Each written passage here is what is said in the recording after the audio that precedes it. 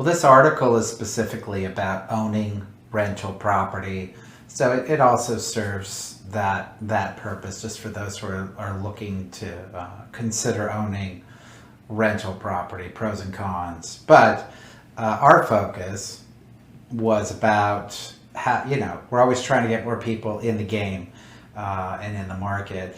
And one way to do that, which some people don't think of for a variety of reasons, is buying units, maybe a duplex or a triplex.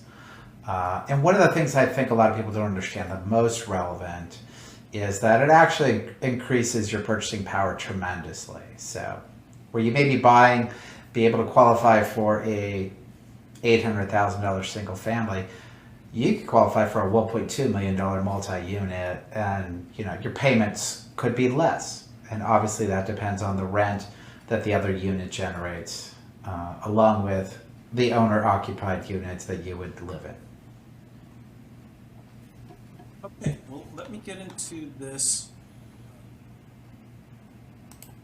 article. It comes from Investopedia, and as you said, we're going to talk about rental properties, pro and cons, but also the idea of, what that means to a first-time home buyer. Right, we'll interject those details, as we navigate the article.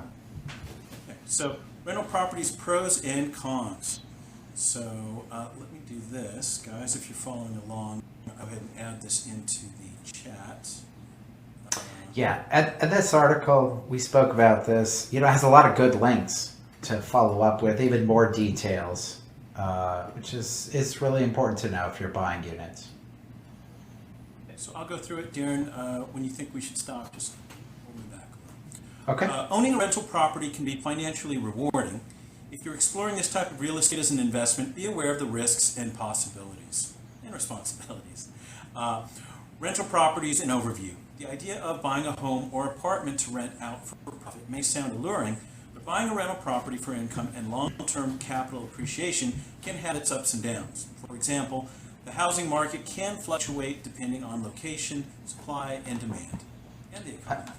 I'll pause you there. Go ahead. For those, one of the best purchases I made back in 2005 ended up being 8 units. And what made it such a great purchase at that time was that although the market turned shortly thereafter, the easiest way to navigate a downturn in the market is have property that generates income.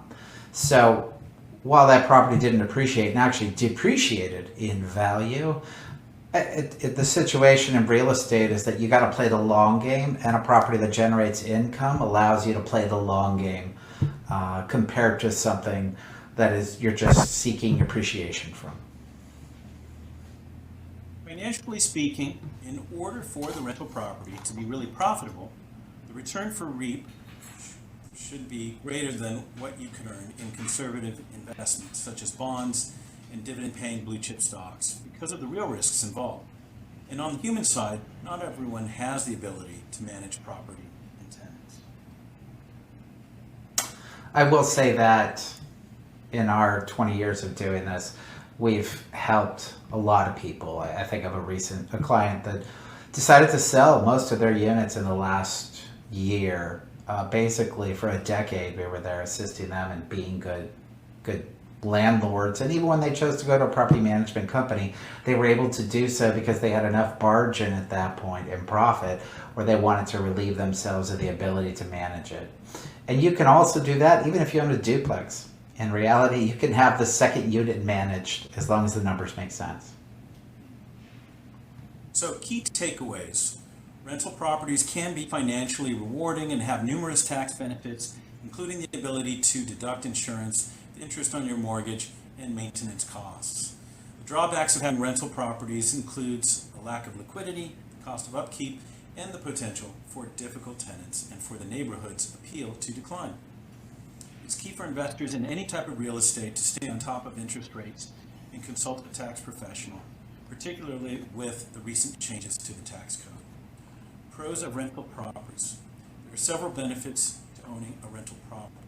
They include tax benefits. The IRS allows you to deduct many expenses connected with rental property in the categories of ordinary and necessary expenses, improvements, and depreciation.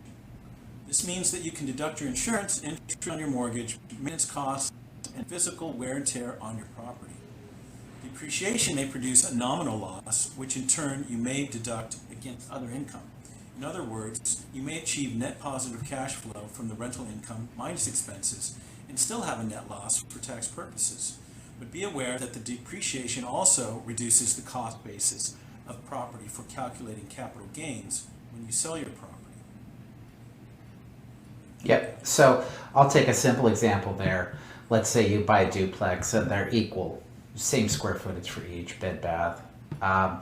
You will take half of the mortgage payment, of the insurance, of any exterior maintenance, of water, sewer, anything that is divided half and half. Half of that is treated like a business, half of that is treated like a space that you occupy as a primary residence. And the half that's treated like a business, all the expenses associated with it are written off directly against the cost and offset the income, as well as the depreciation, which in my opinion is probably the biggest benefit of owning property. Although the value goes up, they allow you to depreciate the asset over time. In addition, the 2017 Tax Cuts and Jobs Act offers a number of tax benefits for landlords. If you own a flow-through entity, also known as a pass-through business, and operate it as a sole proprietorship, limited liability company, partnership, or S corporation, you now may deduct an amount equal to 20% of your net rental income, as long as your total taxable annual income from all sources after deductions is less than $250,000 for singles or $500,000 for married couples who file jointly. Important, Right. Being a landlord is not everyone's cup of tea. Before jumping in, make sure you're willing to deal with everything from late or unpaid rents to tenants who damage your property.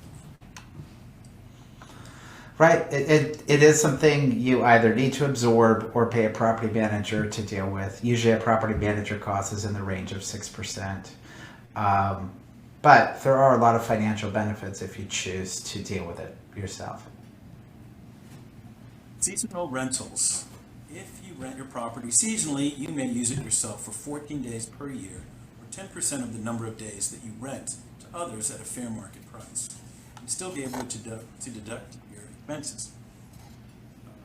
1031 exchange. In a 1031 exchange, you can sell a rental property and invest in another of like kind without paying capital gains taxes.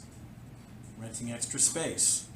You can also treat a room or area of your home, such as a garage, basement, or accessory dwelling unit, like a rental, writing off a percentage of the mortgage interest and other expenses against its income. Although you should be aware of the potential pitfalls of renting out extra space, including local zoning rules.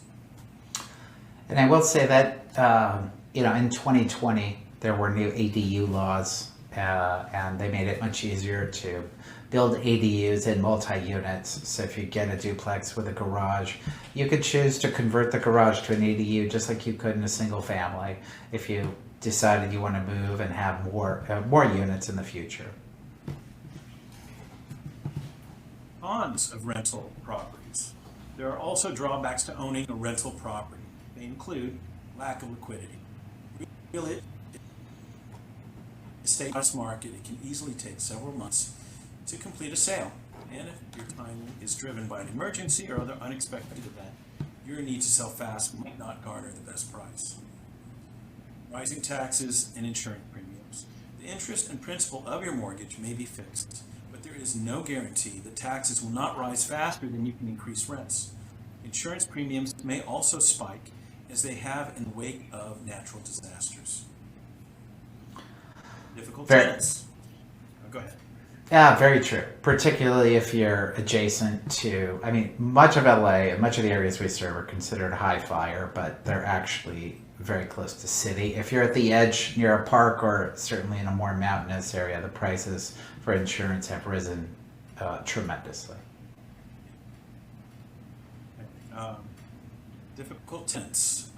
Despite your due diligence in vetting prospective renters, you could wind up with tenants who are not ideal.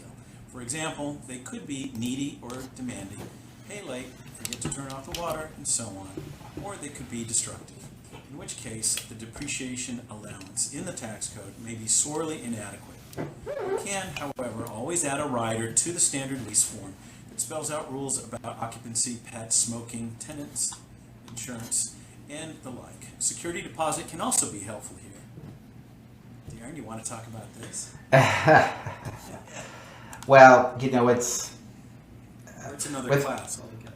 It is, sure. I think I'll make one comment, and that is if you have the ability to choose your own tenant, if it doesn't come with a tenant, I usually say, however you deliver the space, you can expect the tenant to manage it in that way. That's how I like to be a landlord, saying that I give you a space that's in great condition, it's visually appealing, I expect you to maintain it in this way.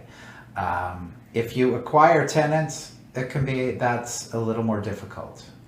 But setting the tone on the relationship is the most important part of a tenant-landlord relationship, and doing your part as a landlord is key as well. And just to amen, we certainly reap the benefits and the non-benefits of that relationship when we sell. We've Sure. got to maneuver those tenants and maneuver the sale. It can Yep. be easy, it can be more difficult based on that initial relationship. Yeah, tenants have an enormous amount of rights, and their rights are increasing, personally, to a point where I think it's more rights than the landlords have, which seems inappropriate. Which is inappropriate. But it's, you know, if you navigate it well, it doesn't always work out perfect, but there are great benefits either way. The next one is neighborhood decline. In an ideal scenario, your investment property will flourish amid other well-maintained dwellings and local amenities will improve. As a result, your cash flow will increase steadily and your costs remain stable. However, neighborhoods can change and your investment could depreciate over time. You should pay attention to the local politics where you invest just as you would where you live. With some due diligence, you can minimize this exposure. Sure, most of our areas are not declining, they're appreciating. Being in LA, close to downtown city center, it's not an issue here, but there are things like zoning that could alter how a neighborhood is affected tremendously. So those are things to pay attention to. Typically those things only change every 10 years, but it's true, neighborhoods can't go down in value. So anytime you become an owner of property, whether it be units or single family, you should start paying attention to more politics and activities in the neighborhood. And just to add to that, you know, if you are from out of town, you're looking into a new town, definitely get a hold of agents that really know the area. Because I know, in 90065, that can change up into several different neighborhoods, lesser, better, and it can matter in a couple of blocks sometimes. Differences in value and that sort of thing. Okay, next is unfavorable change to tax code. The tax code is unique to change. It could change in ways that would either reduce or eliminate some of all the tax benefits for home ownership and flow-through businesses. Right, that's topic of conversation now. So who knows where all that's going to end up. Rental income is considered passive income. So, it could very well change. Yeah. Your landlord role. Being a landlord, we're still on cons, aren't we? Landlord role, being a landlord is not for everyone. You may feel shy about increasing rents or be protective of the way others treat your property, which can lead to conflicts. You may even become friends with your tenants, or they already may be family or friends. If you cannot be firm about rent increases or property care, for example, you could wind up collecting rent that is well below market price or with a property that is undervalued. Right. Very true. Seen it happen. It's hard. I think most of us, maybe not all of us, but a lot of us have empathy towards tenants and being a tenant and the cost of being a tenant. You want things to be fair, but as a landlord, if you don't increase rent when the market warrants it, you are reducing the value of your property if you ever need to sell.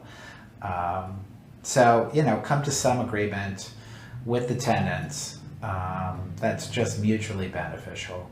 And if it's more important for you to have tenants and that relationship, then just know what it means. If you choose not to raise the rent, then just, then just make sure they understand that and they appreciate it. Upkeep. In maintaining a property, minor and major repairs arise. Some property owners can save money by doing the work themselves. However, most lack the time, tools, or skills for home repair. Expect to shell out periodic contractor fees. It's true. Having the resources to keep those fees down are key, and it's another service we've provided. The people I was just thinking about who we're working with for 10 years, have used our resources that entire time. So having a constant pulse on resources, because they change over time, and knowledge of what needs to be done can change, and so that's very important. You need to be good at developing those relationships or knowing people who have them. Yeah, periodic contractor fees. I think that makes it even scarier when they say that. Right. Again, you get the tax write-off for the fees you pay. If you choose to be a landlord, even when you get the loan, they do not assume you're going to get 100% of rent when you qualify. They assume 80%. So as a qualifying component, so you're going to have some fees. You should have a savings account. Things will come up. The benefits will outweigh these components, but you need to be more of a planner for sure. Special considerations. Whether you are buying a primary home or a rental property, it is important to consider what's happening with mortgage interest rates. Low fixed rate mortgages debt is generally a good hedge against inflation. If you are a landlord, periodic rent increases are one way of offsetting inflationary rises in property upkeep expenses. Interest rates for a 30-year fixed mortgage in August 2021 hit 2.875%. Mortgage rates have averaged around 8% over the last 50 years. While these rates represent an opportunity, it is also important to remember that mortgage rates are typically higher for investment properties than for traditional homes.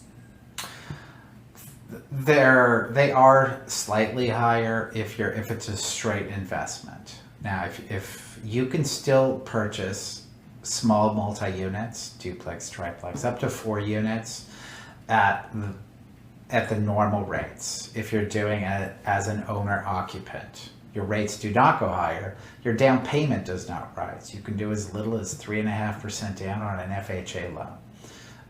So in that case, it really is an incentive to purchase units if these other components work for you. Well, that looks to be the end of the. Sorry. Yeah. What do you want to finish out here on? Well, I'll say this. I think the most important thing as we started is saying that we just want you to understand opportunities. What options are out there that maybe you're not going from 800,000 to 1.2 million, which is scary for some, but maybe you're going from I qualify for 500,000 and there's nothing available to I could buy a $700,000 duplex, and that could work. It really could work. It could just get you into a home purchase. Your rates do not go up, your fees do not go up, and actually your cost will go down. Additionally, when you factor in the depreciation, which that article has a specific link to, even the income you generate from that rent, more often than not, comes out as a negative. So it improves your tax situation on your own personal income in that process. So you may have been thinking about buying your first home, but again, talk to us, and maybe it makes sense to be a landlord.